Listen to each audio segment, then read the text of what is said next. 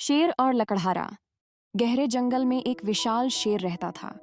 वह जंगल का राजा था, लेकिन अब बूढ़ा हो चुका था। उसकी ताकत पहले जैसी नहीं रही थी, इसलिए वह शिकार करने में असमर्थ था। भूख से तड़पते हुए वह एक तरकीब सोचने लगा। इसी जंगल के किनारे पर एक गरीब लकड़हारा रहता था, जिसका नाम रामू था। वह रोज जंगल में लकड़ियां काटकर उन्हें शहर में बेचता और अपने परिवार का पेट भरता। एक दिन जब रामू जंगल में गया तो उसने शेर को कराहते हुए देखा। पहले तो वह डर गया, लेकिन शेर ने इशारे से उसे पास बुलाया। शेर ने दुखी आवाज में कहा, डरो मत, मैं बूढ़ा हो चुका हूं और अब शिकार नहीं कर सकता।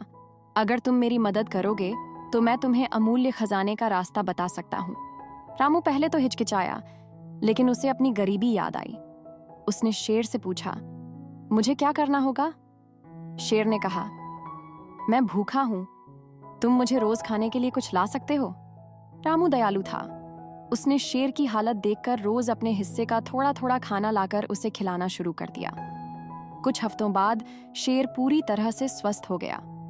एक दिन वह रामू को जंगल के गहरे हिस्से में ले गया और एक गुफा के पास रुककर बोला, यहाँ अंदर एक बड़ा खजाना है, लेकिन मैं इसे लेकर क्या करूंगा? यह अब तुम्हारा है। रामू ने अंदर जाकर देखा तो वहां सोने चांदी के सिक्कों और हीरों का ढेर था। वह खुशी से झूम उठा, लेकिन उसने लालच नहीं किया, बस उतना ही लिया जितना उसके परिवार के लिए जरूरी था।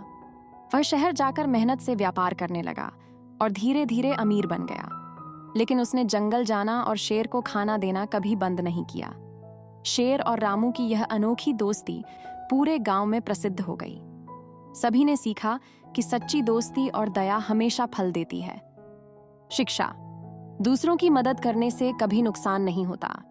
If you like this video, like, share and subscribe, please.